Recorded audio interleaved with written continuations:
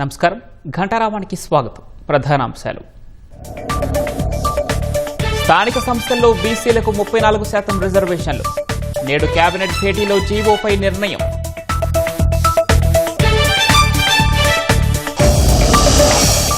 పదిహేను రోజులైన చిక్కని కోనసీమ జిల్లా మత్స్యకారుల ఆచూకీ. 7గురిని రక్షించేందుకు నౌకాదళం సాయం కోరిన ప్రభుత్వం. విజయనగరం బొండపల్లిలో రోడ్డు ప్రమాదం. 2 లారీలు వాహనం ఢీ, 3 గాయాలు.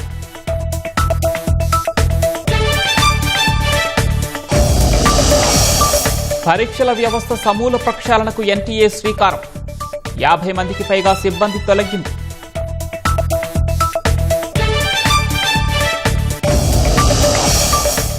భారత ఎన్నికల విధానంపై ట్రూత్ సోషల్లో ట్రంప్ ప్రశంసలు. సేవ్ అమెరికా చట్టాన్ని ఆమోదించాలని డిమాండ్.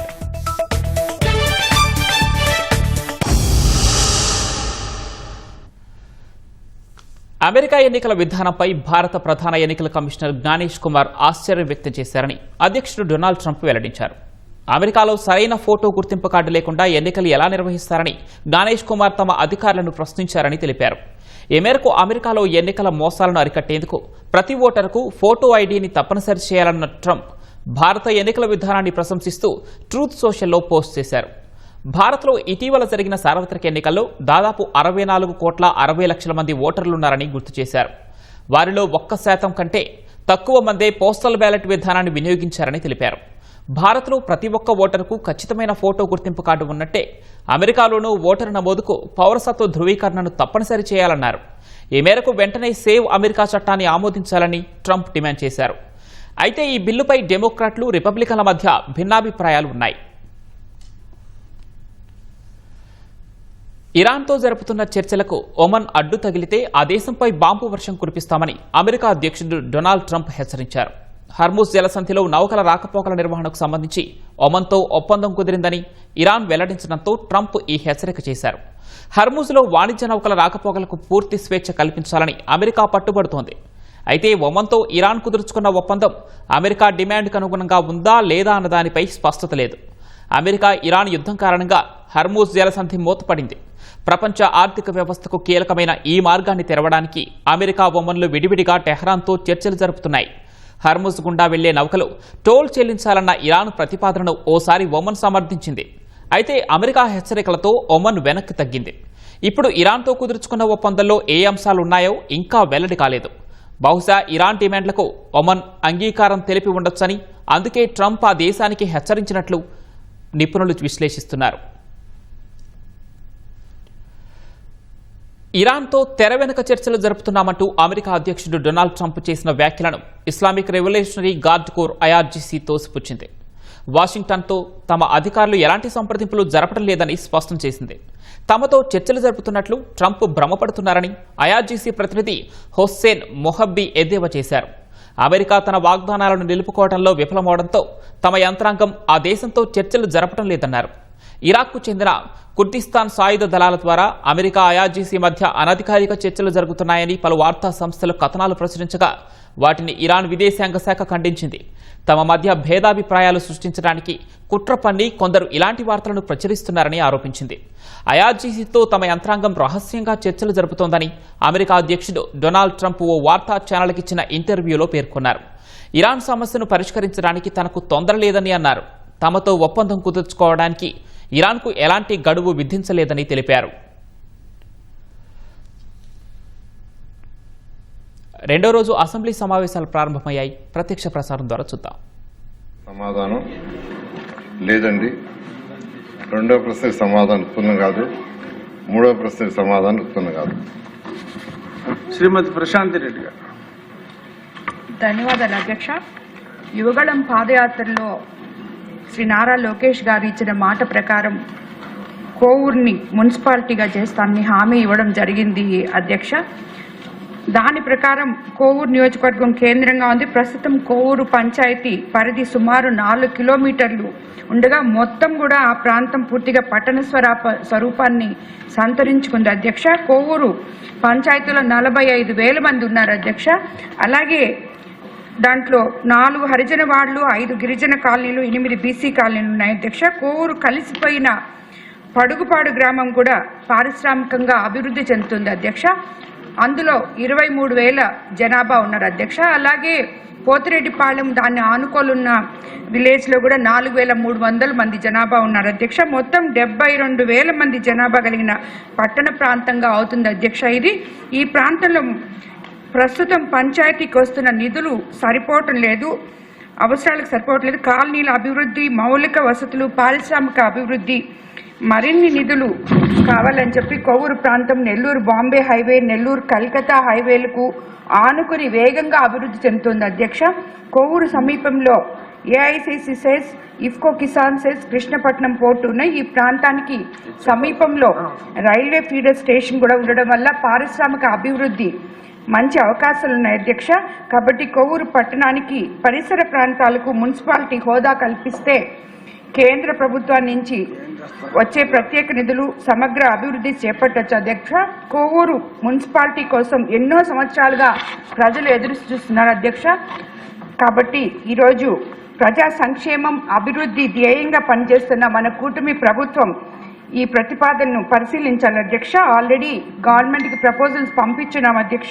ముఖ్యమంత్రి శ్రీ నారా చంద్రబాబు నాయుడు గారు, యువనేత నారా లోకేష్ బాబు గారు కోవూరు ప్రజలకు ఇచ్చిన హామీని నెరవేర్చగలగాలని మంత్రి గారి ద్వారా నేను కోరుకుంటున్నాను అధ్యక్ష. ధన్యవాదాలు అధ్యక్ష. జనాభా లెక్కల ప్రక్రియ 31/3/2021 అధ్యక్ష. అందువల్ల కేంద్ర ప్రభుత్వం 2027 మార్చి 31 వరకు జ్యూరిడిక్షన్స్ ఏది మార్చొద్దని యాక్చువల్గా ఫ్రీజ్ చేసింది అధ్యక్ష. అందువల్ల 2027 వరకు చేయడానికి లేదు అధ్యక్ష, మార్చి వరకు. ఆ తర్వాత పరిశీలించడం జరుగుతుంది. క్వశ్చన్ నెంబర్ 1733 వ్యవసాయ శాఖ మంత్రి గారు. అధ్యక్ష, ఏ ప్రశ్నకు సమాధానం? రాష్ట్రంలో 1.18 లక్షల హెక్టార్ల విస్తీర్ణంలో మరియు డాక్టర్ బిఆర్ అంబేద్కర్ కోనసీమ జిల్లాలో 0.36 లక్షల హెక్టార్ విస్తీర్ణంలో కొబ్బరి సాగు జరుగుతుంది. డాక్టర్ బిఆర్ అంబేద్కర్ కోనసీమ జిల్లాలోని సాగు భూమిలో సుమారు 10,000 హెక్టార్ల విస్తీర్ణంలోని తోటలు కాలం చెల్లినవిగా గుర్తించడమైంది. బి ప్రశ్నకు సమాధానం అవునండి. కేంద్ర ప్రభుత్వానికి చెందిన కొబ్బరి అభివృద్ధి మండలితో సంప్రదింపులు జరిపి కొబ్బరి తోటల పునరుజ్జీవనం మరియు తిరిగి నాటడం పథకాన్ని ప్రభుత్వం అమలు చేస్తుంది. 2017-18 నుంచి 24-25 వరకు సదర్ పథకం కింద డాక్టర్ బిఆర్ అంబేద్కర్ కోనసీమ జిల్లాలో 5,250 హెక్టార్ల విస్తీర్ణం పరిధిలోకి తీసుకురావడమైంది. సి ప్రశ్నకు సమాధానం ఉద్యానవన శాఖ, కొబ్బరి అభివృద్ధి మండలి మరియు డాక్టర్ వైఎస్ఆర్ ఉద్యాన విశ్వవిద్యాలయం నుండి సాంకేతిక సహకారంతో కొత్త కొబ్బరి తోటల పెంపకానికి ఈ పథకాల ద్వారా ఆర్థిక సహాయం అందించడం అవుతుంది. 1. కొబ్బరి అభివృద్ధి మండలి విస్తరణ కార్యక్రమం, అనుకూలమైన ప్రాంతాల్లో కొత్త కొబ్బరి తోటల పెంపకాన్ని ప్రోత్సహించడం. అదేవిధంగా హెక్టార్కి 56,000 సబ్సిడీ. ఇది 2 సంవత్సరాల కాలంలో 28,000 చొప్పున 2 సమాన వాయిదాల్లో విడుదల చేయడం అవుతుంది. ఎంజీఎన్ఆర్జీఎస్ అంటే ఇప్పుడు విబి రామ్జీ పథకం కింద ఉద్యానవన తోటల పెంపకం అంశం ఆర్థిక సహాయం చేయడం జరుగుతుంది. నియామక పరీక్షల్లో అవకతవకలపై నిరుద్యోగులు ఉద్యమిస్తున్న వేళ జార్ఖండ్ ప్రభుత్వం సంచలన నిర్ణయం తీసుకుంది. Jharkhand staff selection commission JSSC నిర్వహించిన సీజీఎల్ పరీక్షను రద్దు చేస్తున్నట్లు సోమవారం ప్రకటించింది. సీఎం హేమంత్ సోరెన్ అధ్యక్షతన సుదీర్ఘంగా జరిగిన మంత్రివర్గ సమావేశంలో ఈ కీలక నిర్ణయం తీసుకున్నారు. 2014 నుంచి outsourcing agency TSR data processing private limited నిర్వహించిన అన్ని పరీక్షలను కూడా రద్దు చేస్తున్నట్లు సీఎం సోరెన్ ప్రకటించారు. నియామక పరీక్షల రద్దు నిర్ణయంపై హర్షం వ్యక్తం చేసిన నిరుద్యోగ యువత రహదారులపై సంబరాలు చేసుకున్నారు. పరీక్షల సంస్కరణలకు సీనియర్ ఐఏఎస్ అధికారి అమితాబ్ కౌశల్ నేతృత్వంలో ఒక కమిటీని నియమిస్తున్నామని సోరెన్ తెలిపారు. నియామక పరీక్షల్లో అక్రమ పద్ధతులను నివారించే చట్టాన్ని ఇప్పటికే చేసినట్లు చెప్పారు. సిఐడి ప్రత్యేక దర్యాప్తు బృందం విచారణలో అనేక విస్మయకర అంశాలు వెలుగు చూశాయని, ప్రస్తుతం వాటిని వెల్లడించలేనని తెలిపారు. 16 రోజులుగా ఆమరణ దీక్ష చేస్తున్న విద్యార్థి నాయకుడు దేవేంద్ర మహత్ చేత రాష్ట్ర మంత్రులు దీపికా పాండే సింగ్, ఇర్ఫాన్ అన్సారీ నిరాహార దీక్షను విరమింపజేశారు. इन दोनों के जांच के दौरान बहुत सारे ऐसे तथ्य आ रहे हैं जो चौंकाने वाले हैं। क्योंकि जांच का विषय है, बहुत खोल के बातें कहना संभव नहीं है। कुछ लोग जो सीजीएल में नियुक्त हुए हैं वो लोग जेपीएससी के धांधली के आरोप में गिरफ्तार हो रहे हैं और कई कंपनियां जो यहाँ कार्यरत हैं, अलग अलग समय में भी कार्यरत रहे हैं। इन सब का एक बहुत बड़ा नेटवर्क का घालमेल प्रतीत होता है और जो हमें जानकारी सीजीएल को लेकर हम लोग के समक्ष बताया गया और उस तथ्यों को समझ बुझने के बाद आज कैबिनेट ने जेएसएससी सीजीएल को भी रद्द करने का निर्णय लिया। ప్రశ్నపత్రాల లీకేజీ అవకతవకల నేపథ్యంలో పరీక్షల వ్యవస్థ సమూల ప్రక్షాళనకు ఎన్టీఏ శ్రీకారం చుట్టింది. అందులో భాగంగా 50 మందికి పైగా సిబ్బందిని తొలగించింది. సంస్థలో కీలకమైన 10 స్థానాల్లో నిపుణుల నియామకానికి చర్యలు చేపట్టినట్టు కేంద్ర విద్యాశాఖ తెలిపింది. Chief technology officer, chief finance officer, CISO, test security వంటి 10 కొత్త స్థానాల కోసం ప్రకటనలు జారీ చేసి నియామక ప్రక్రియ చేపట్టనున్నట్లు వెల్లడించింది. ప్రశ్నపత్రాల రూపకల్పన, ఇతర ప్రత్యేక విభాగాల కోసం ప్రైవేటు రంగం నుంచి నిపుణులను తీసుకువస్తున్నట్లు తెలిపింది. ఎన్టీఏ చేపట్టిన ఈ చర్యలను కేంద్ర విద్యాశాఖ మంత్రి ప్రహ్లాద్ జోషి అభినందించారు. విద్యాశాఖపై సమీక్ష నిర్వహించిన కేంద్ర మంత్రి సిబ్బంది తొలగింపును ప్రశంసించారు.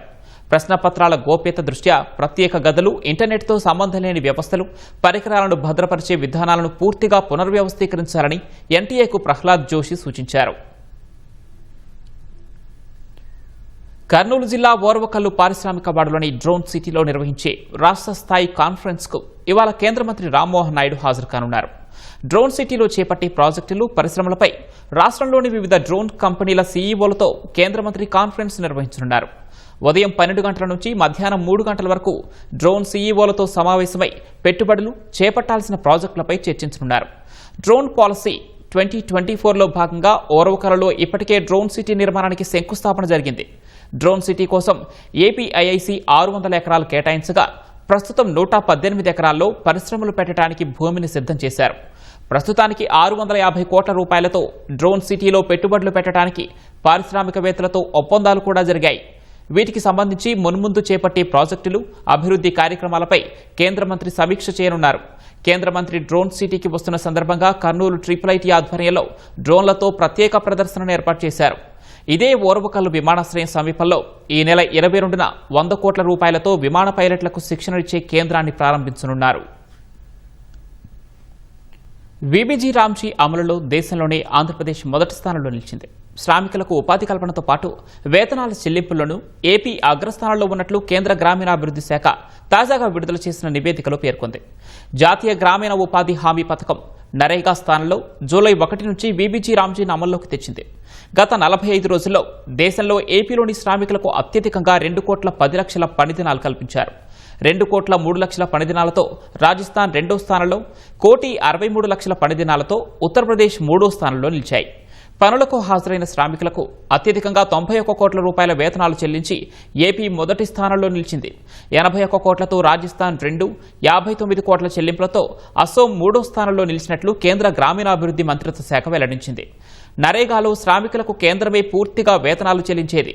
వీబీజీ రామ్జీలో కేంద్రం 60%, రాష్ట్రం 40% నిధులు కేటాయించాలి. శ్రామికులకు ఇబ్బందులు లేకుండా రాష్ట్ర వాటా నిధులను కూటమి ప్రభుత్వం విడుదల చేస్తోంది. ఎల్నినో కారణంగా శ్రామికులకు ఇబ్బందులు తలెత్తకుండా అన్ని గ్రామ పంచాయతీల్లోనూ ప్రస్తుతం ఉపాధి కల్పించేలా పనులు నిర్వహిస్తున్నారు.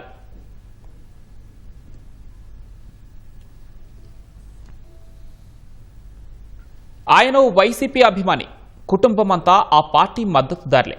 ఉన్నట్లుండి ఆ వ్యక్తి పార్టీ అధినేత జగన్ తండ్రి వైఎస్ఆర్ విగ్రహానికి నల్ల రంగు పూయటం ఉద్రిక్తతకు కారణమైంది. ఘటనపై దర్యాప్తు చేపట్టిన పోలీసులు గంటల వ్యవధిలోనే కేసును ఛేదించారు. సొంత పార్టీ మనిషే 16 కోట్ల మేర మోసగించడమే ఆయన్ను కలిసివేసిందని పోలీసులు తెలిపారు. ఎంతమంది పార్టీ ముఖ్యులను కలిసినా న్యాయం జరగలేదనే నిర్వేదంతోనే వైఎస్ఆర్ విగ్రహానికి నలుపు రంగు పూసి నిరసన వ్యక్తం చేశాడని వెల్లడించారు. నంద్యాల జిల్లా ఆళ్లగడ్డ నడిబొడ్డున ఉన్న వైఎస్సార్ విగ్రహానికి నలుపు రంగు పూసింది వైసీపీ మద్దతుదారేనని పోలీసులు తేల్చారు. సోమవారం ఉదయం 4 గంటల సమయంలో వైఎస్సార్ విగ్రహానికి ఓ వ్యక్తి నలుపు రంగు పూయడం ఉద్రిక్తతకు దారితీసింది. స్థానికుల ఫిర్యాదు మేరకు రంగంలోకి దిగిన పోలీసులు గంటల వ్యవధిలోనే నిందితుణ్ణి అరెస్టు చేశారు. వైఎస్సార్ విగ్రహం ముఖానికి చుట్టిన బనియన్పై జగన్, పి చింతకుంటకు చెందిన మల్లికార్జున్ రెడ్డి ఫోటో ఉన్నట్లు గుర్తించారు. అదే బనియన్పై ఎర్రటి అక్షరాలతో వైసీపీ వాళ్లు 16 కోట్ల ఆస్తిని మోసం చేశారు. న్యాయం కావాలి అని రాసి ఉన్నట్లు గమనించారు. దాని ఆధారంగా ఆళ్లగడ్డ మండలం పి చింతకుంటకు చెందిన సిద్ధంరెడ్డి రమణారెడ్డిని అరెస్టు చేశారు.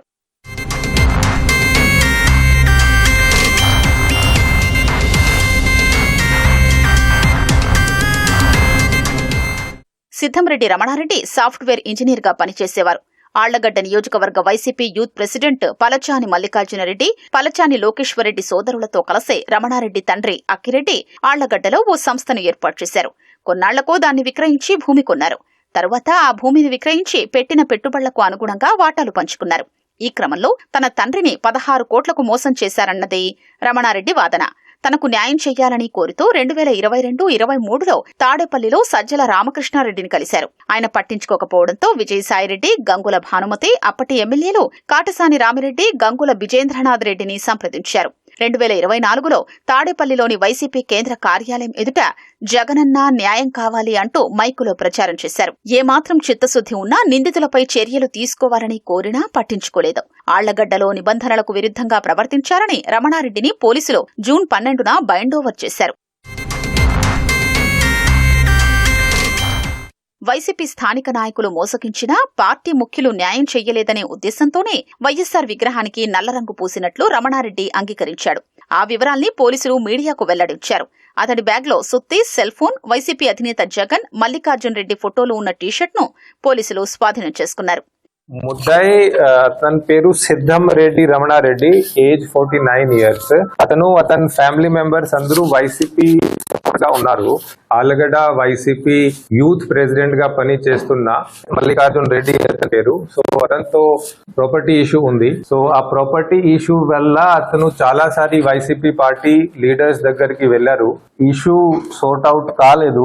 ఇలాంటి టీషర్ట్స్ కూడా అతను ప్రింట్ చేసుకొని పెట్టుకొని ఉన్నారు. YCP Allagadda district youth president నాకు చాలా అన్యాయం చేశారు. ఒక 16 కోట్ల ఆస్తి మోసం చేసి పెట్టారు. ఆ పోస్ట్ లో కూడా అతను స్పెసిఫిక్ గా నేను వైఎస్ఆర్ విగ్రహం ని డ్యామేజ్ చేస్తాను అని ఒక రాశారు. అప్పుడు 12 జూన్ మేము అతన్ని బైండ్ ఓవర్ కూడా చేశాము. కానీ అంత ఎఫర్ట్స్ చేసిన తర్వాత కూడా అతనికి న్యాయం జరగలేదు అని భావనతో అతను ఉన్నాడు. కాబట్టి ఇట్లా చేశారు అని మనకి కన్ఫెషన్ లో చెప్పారు. ఉద్రిక్తతలు రేపేలా వ్యవహరించడంతో రమణారెడ్డిపై పోలీసులు కేసు నమోదు చేసి జడ్జి ఎదుట హాజరుపరిచారు. న్యాయమూర్తి ఆయనకు రిమాండ్ విధించారు.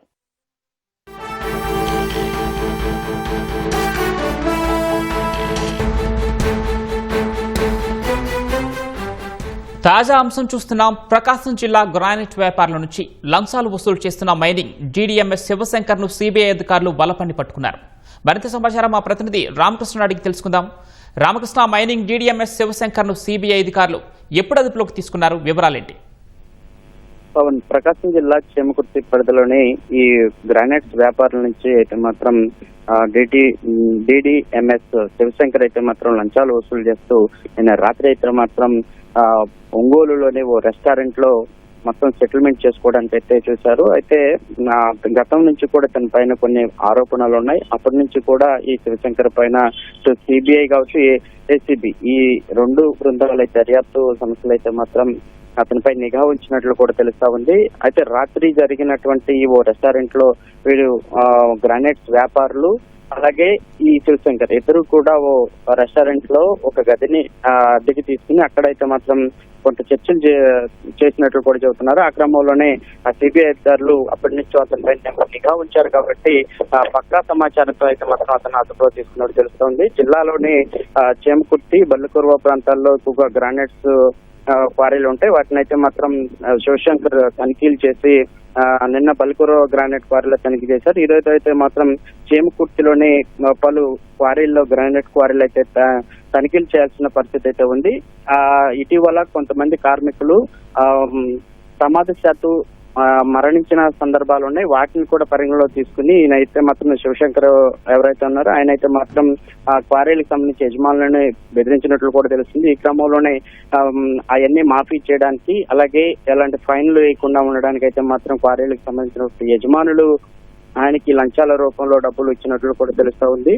అయితే గ్రానైట్ యజమానులంతా కూడా ఒక బృందంగా ఏర్పడి వారు కొంత అమౌంట్ అయితే తీసుకొచ్చారు. ప్రస్తుతం అయితే మాత్రం 2 లక్షల రూపాయలనైతే మాత్రం ఆయనకి ఇస్తున్న సందర్భంలో రెడ్ హ్యాండెడ్ గా పట్టుకున్నట్లు కూడా తెలుస్తుంది.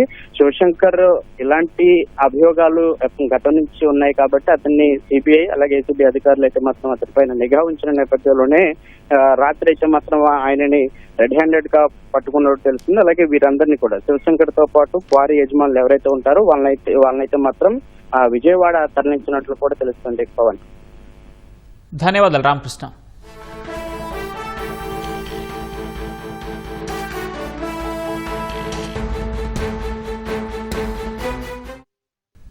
హాకీ ప్రపంచ కప్లో తొలి మ్యాచ్లో వేల్స్ను 3-1తో ఓడించి జోరు మీద కనిపించిన భారత పురుషుల జట్టు రెండో మ్యాచ్లో తడబడింది. సోమవారం పూల్ డి పోరులో భారత్ 2-4తో ఇంగ్లాండ్ చేతిలో ఓడింది. తొలి అర్ధ విభాగంలో నికోలస్ బాంట్రుక్ 14వ నిమిషంలో చేసిన గోల్తో ఇంగ్లాండ్ ఆధిక్యంలోకి వెళ్లింది. వేల్స్పై సత్తా చాటిన కెప్టెన్ హర్మన్ప్రీత్ సింగ్ పెనాల్టీ కార్నర్ను శక్తివంతమైన షాట్తో నెట్లోకి పంపి స్కోర్ను సమం చేశాడు. అనంతరం 25వ నిమిషంలో దిల్ప్రీత్ సింగ్ కొట్టిన గోల్తో భారత్ 2-1 ఆధిక్యంలోకి వెళ్లింది. ఇక మూడో క్వార్టర్ 39వ నిమిషంలో రష్మీర్ ఓ చక్కని షాట్తో స్కోర్ సమం చేశాడు.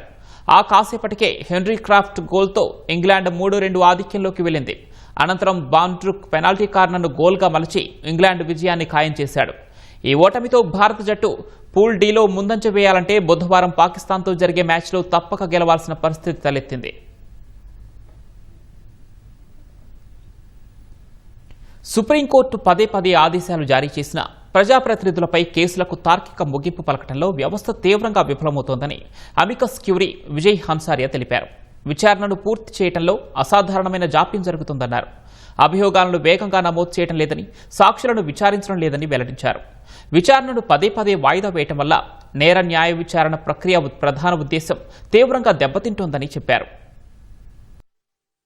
దేశవ్యాప్తంగా ప్రజా ప్రతినిధులపై ఉన్న కేసుల వివరాలతో అమికస్ క్యూరీ విజయ్ హన్సారియా సుప్రీంకోర్టుకు సమర్పించిన నివేదికలో కీలక విషయాలు వెల్లడించారు. న్యాయవాది అశ్విని కుమార్ ఉపాధ్యాయ 2016లో దాఖలు చేసిన ప్రజా ప్రయోజన వ్యాజ్యం విచారణలో భాగంగా ఈ నివేదిక సుప్రీంకోర్టుకు సమర్పించారు. నివేదిక ప్రకారం ప్రస్తుతం దేశంలో ప్రజా ప్రతినిధులపై 4192 కేసులు అపరిష్కృతంగా ఉన్నాయి. లోక్సభలోని 543 మంది ఎంపీల్లో 251 మందిపై క్రిమినల్, 170 మందిపై తీవ్ర ఆరోపణల కేసులు ఉన్నాయి.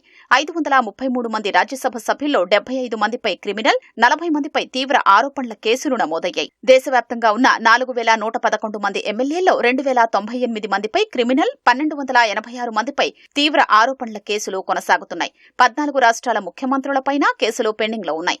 తెలంగాణ సీఎం రేవంత్ రెడ్డిపై 89, ఆంధ్రప్రదేశ్ సీఎం చంద్రబాబు నాయుడుపై 19 కేసులు నమోదయ్యాయి.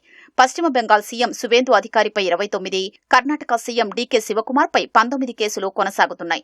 ఆంధ్రప్రదేశ్కు చెందిన 25 మంది లోక్సభ ఎంపీల్లో 13 మందిపై క్రిమినల్, 9 మందిపై తీవ్రమైన కేసులు ఉన్నాయి. 175 మంది ఎమ్మెల్యేల్లో 138 మందిపై క్రిమినల్, 98 మందిపై తీవ్రమైన కేసులు నమోదయ్యాయి. తెలంగాణకు చెందిన 17 మంది లోక్సభ ఎంపీల్లో 14 మందిపై క్రిమినల్, 12 మందిపై తీవ్రమైన కేసులు ఉన్నాయి. ఈ రాష్ట్రానికి చెందిన 119 మంది ఎమ్మెల్యేల్లో 81 మందిపై క్రిమినల్, 58 మందిపై తీవ్రమైన కేసులు నమోదయ్యాయి. విచారణలో జాప్యం నిందితులకు అనుకూలంగా మారుతోందని నివేదికలో అమికస్ క్యూరీ అభిప్రాయపడ్డారు. ఫలితంగా చాలా కేసులు నీరుగారిపోతున్నాయని పేర్కొన్నారు. ఎంపీలు, ఎమ్మెల్యేలపై నమోదైన కేసుల విచారణకు ఏర్పాటు చేసిన ప్రత్యేక కోర్టులో వాటి విచారణ పూర్తయిన తర్వాతే మిగతా కేసుల్ని అనుమతించాలని విజ్ఞప్తి చేశారు. అభియోగాలు నమోదు చేసిన ఏడాదిలోగా విచారణ పూర్తయ్యేలా చర్యలు తీసుకోవాలన్నారు. నిందితులు వరుసగా 2 వాయిదాలకు గైర్హాజరైతే నాన్ బెయిలబుల్ అరెస్టు వారెంట్లు జారీ చేయాలని సుప్రీంకోర్టుకు అమికస్ క్యూరీ సూచించారు. భువనేశ్వర్ రైల్వే స్టేషన్లో ప్రయాణికుల భద్రతను సరికొత్త స్థాయికి తీసుకువెళ్లేందుకు రైల్వే శాఖ వినూత్న చర్యలు చేపట్టింది. కృత్రిమ మేధ సాంకేతికతతో పనిచేసే డిఎస్సీ అర్జున్ అనే సెక్యూరిటీ గార్డు రోబోను స్టేషన్లో విధుల్లోకి దించింది. 7 360 డిగ్రీల కెమెరాలతో కూడిన ఈ రోబో స్టేషన్లోని ప్లాట్ఫారాలు, వెయిటింగ్ హాళ్లలో నిరంతరం గస్తీ కాస్తూ ప్రజల కదలికలను నిశ్చితంగా పరిశీలిస్తుంది.